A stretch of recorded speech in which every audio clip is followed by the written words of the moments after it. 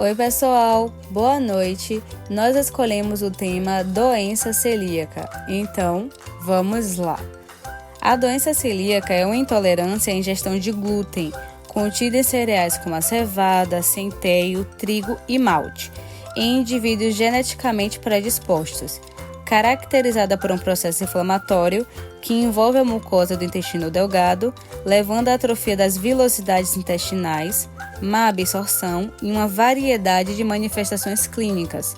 As proteínas do glúten são relativamente resistentes às enzimas digestivas, resultando em derivados peptídeos que podem levar à resposta imunogênica em pacientes com doença celíaca, ou seja, o glúten ele interage com os marcadores HLA, que corresponde ao sistema de antígenos leucocitários humanos, causando uma resposta imune anormal da mucosa e lesão tecidual.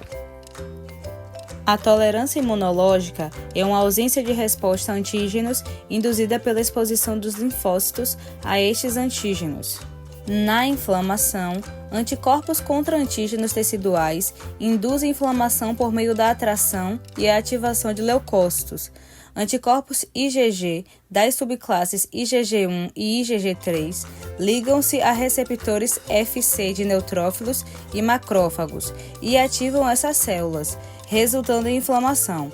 Esses mesmos anticorpos, bem como o IgM, ativam o sistema complemento pela via clássica, resultando na produção de subprodutos do complemento que recrutam leucócitos e induzem inflamação. Ou seja, quando leucócitos são ativados, nos locais de deposição dos anticorpos, liberam espécies reativas de oxigênio e enzimas lisossomais, que danificam os tecidos adjacentes, que no nosso caso nós podemos mencionar o intestino delgado.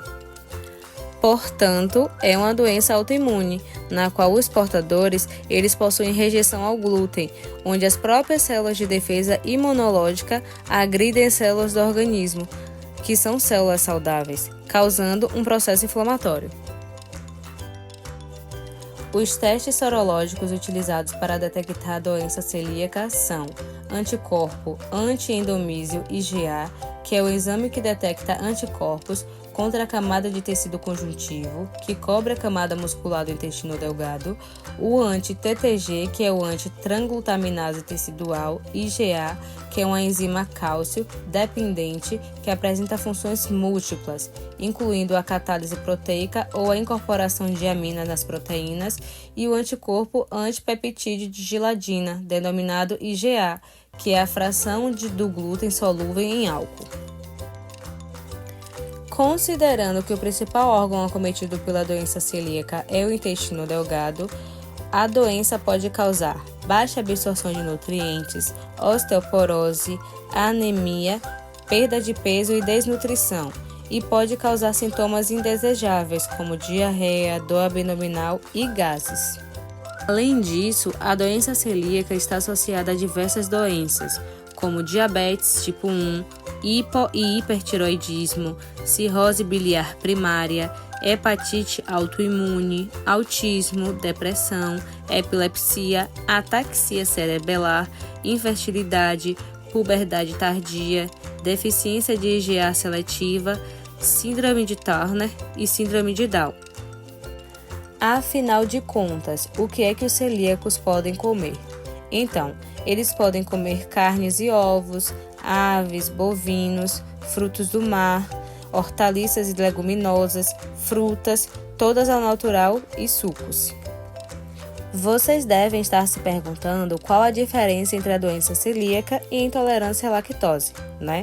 Então, tudo depende do nível de intolerância. Algumas pessoas podem se sentir bem com a redução do consumo pela metade e outras pessoas podem necessitar de uma redução maior. O que isso é diferente na doença celíaca, em que a pessoa precisa evitar completamente o consumo de glúten, tá bom?